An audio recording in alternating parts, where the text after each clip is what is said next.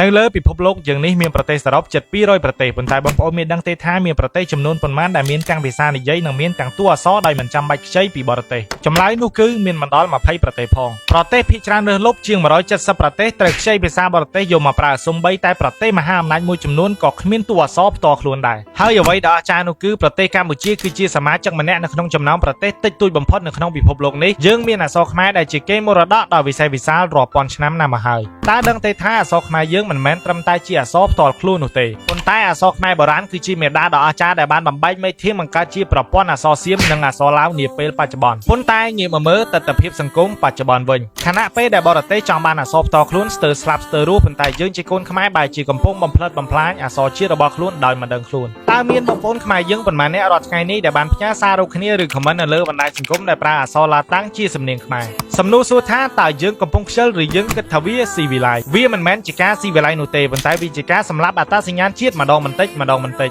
អក្សរខ្មែរគឺជារបាំងការពារវប្បធម៌និងជាព្រលឹងជាតិរបស់យើងបើខ្មែរមិនស្រឡាញ់អក្សរខ្មែរតើឲ្យជនជាតិណាមកស្រឡាញ់ជំនួសយើងស្រឡាញ់ជាតិត្រូវចាប់ផ្ដើមពីការប្រើប្រាស់និងថែរក្សាអក្សរជាតិរបស់យើងតើបងប្អូនគិតថាយើងអាចចូលរួមធ្វើវាទាំងអស់គ្នាបានដែរឬទេខមមិននៅខាងក្រោមសូមអធិស្ឋានបងប្អូនរាល់ការខុសឆ្គងដែលកើតឡើងដោយអចេតនាអរគុណបងប្អូនសម្រាប់ការទស្សនាជួបគ្នានៅវីដេអូក្រោយ